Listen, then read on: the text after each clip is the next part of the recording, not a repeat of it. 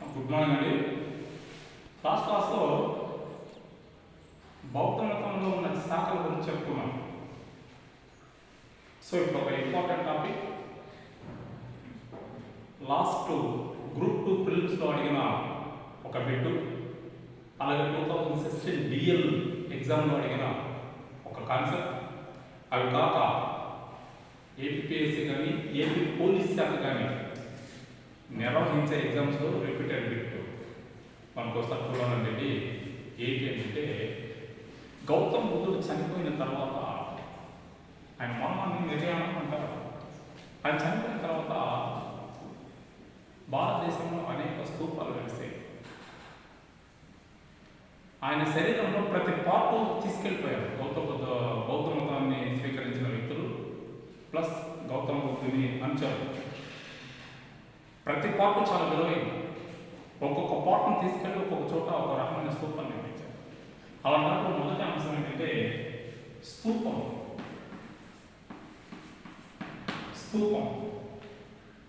So ఇది బౌద్ధ మతంలో చిత్రకళ. బౌద్ధ మతంలో చిత్రకళ. ఎందుకీ ఈ స్తూపాలు ఎన్ని రకాలుగా ఉన్నాయి?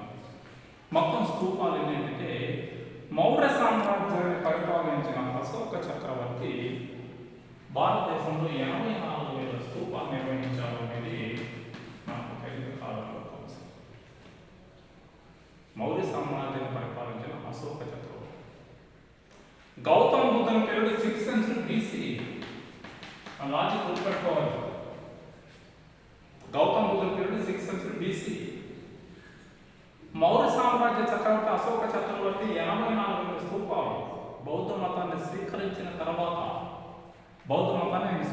తర్వాత it's a part of parcel Indian sub continent, like this is the distance of Pakistan, Afghanistan and India. That's what is called as subcontinent of India and English terminology. In Telugu language భారత ఉపఖండంలో 84,000 స్తూపాలు అశోక చక్రవర్తి నిర్వహించారు. ఇప్పుడు మనకు పోటీ పరీక్షల దృష్టి బిట్ ఏంటంటే, ఆస్పెక్ట్ చూస్తున్నాం. నేను తమిళ కూడా అదే పెట్టానండి. భారతదేశంలో అతిపెద్ద స్తూపం ఏది? ఇది కాన్సెప్ట్ మనకి. భారతదేశంలో అతిపెద్ద స్తూపం ఏది? ఇది లాజిక్. ఈ 84,000 స్తూపాలు నిర్మించారు.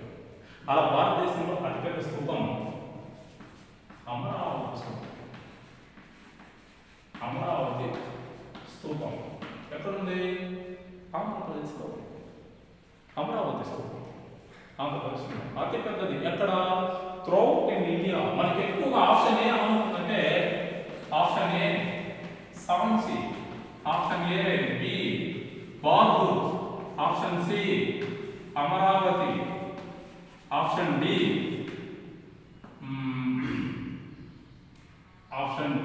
పిప్రివాహ.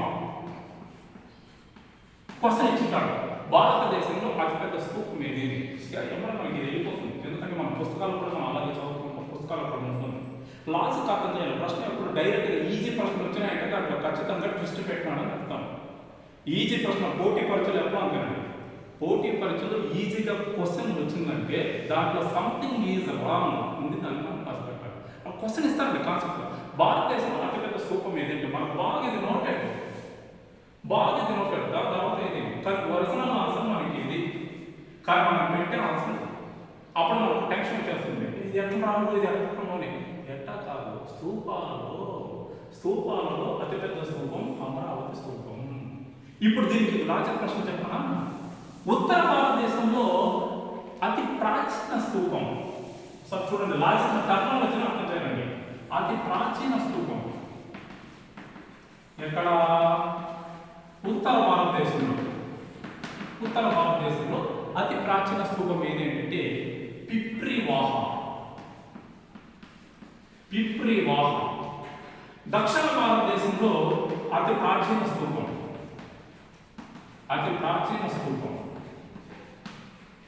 ఇప్పుడు మనం దక్షిణ భారతదేశం అంటే అమరావతికి వెళ్ళిపోతాం. సో ఆస్పిరెంట్స్ బాగా గుర్తుపెట్టుకోవాలి, చూస్తూనే ఉండాలి, బాగా గుర్తుపెట్టుకోవాలి. దక్షిణ భారతదేశంలో అతి ప్రాచీన స్తూపం బట్టిప్రోల్. బట్టిప్రోల్ బట్టిప్రోల్ ఒకసారి. ఇవి రెండు ఒకే బాగా తెలుసు, ఎవరో మాకు తెలుసు అనుకుంటాం. ఇప్పుడు ఒక చిన్న లాజిక్ ప్రశ్న దీంట్లో మనకి పోటీ పరీక్షలు ఎలా అడిగారంటే 2016 డిగ్రీ కాలేజీలో చదివే వాళ్ళు అడిగారండి, గౌతమ బుద్ధుని అవశేషాల మీద నిర్మించిన స్తూపం ఏంటి అన్నాడు. అవశేషాలు అంటే ఈ పనులు చనిపోయిన తర్వాత పంటిని తీసుకెళ్ళి చేశారు.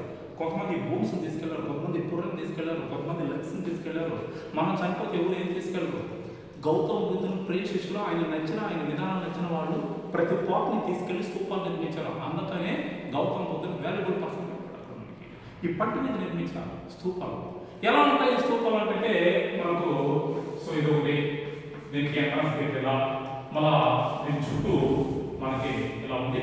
సో గేట్ ఉంటాయి, పైన ఒక చక్రం ఉంటుంది, గొడుగు. లాస్ట్ టైం గ్రూప్ కూడా అడిగారు, అండ, ఛత్రి, స్తూప ఏ మతానికి చెందినది? అండ, హిందీలో అండ అంటే పొడుగు. టర్మ్ అది బాగా గుర్తుపెట్టుకోవాలి. అండ పొడుగు ఎలా ఉంటుంది? సో ఈ ఆకారం పొడుగు. దీని మీద ఛత్రి, స్తూప, ఇది స్తూప, గేట్వే. దీని చుట్టూ డోలా ఉంటుంది, అంటే కాంపౌండ్ అంటారు, దాని చుట్టూ డోలా ఉంటుంది. ఒకసారి చూడండి, దీన్ని అడిగాడు ఛత్రి, అండ, స్తూపం ఏ మతానికి చెందింది? 2024 గ్రూప్ 2 ప్రిలిమ్స్ జరిగినప్పుడు అడిగినట్టు ఏ మతానికి చెందింది చాలా మంది కన్ఫ్యూజ్ అయ్యారు. ఎందుకంటే టర్మాలజీ డిఫరెంట్ కదా.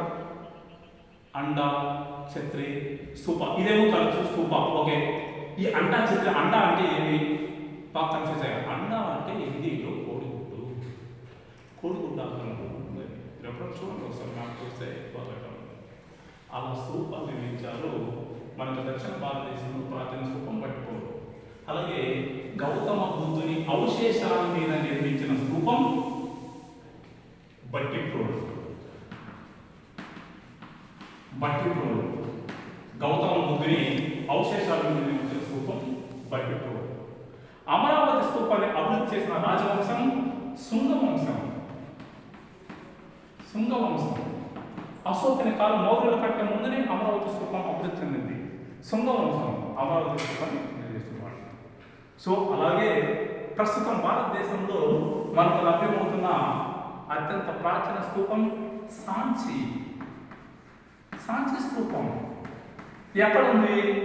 మధ్యప్రదేశ్ ఉంది. ఈ సాంచి స్తూపం తోరణ మీద ఒక సింహం కూర్చున్నట్టు ఉంటుంది మనకి.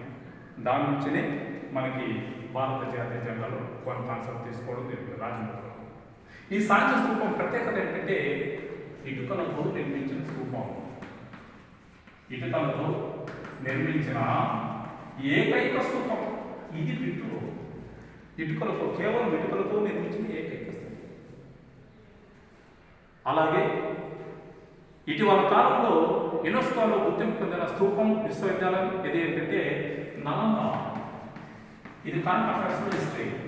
ఇటీవల కాలంలో యునెస్కోలో గుర్తింపు పొంది అలాగే ప్రత్యేక స్థానం సాధించుకున్న బౌద్ధ మత స్తూపం, బౌద్ధ మత స్థావరం విశ్వవిద్యాలయం ఏంటంటే నలంద విశ్వవిద్యాలయం. ఎక్కడ ఏ రాష్ట్రంలో ఉందంటే బీహార్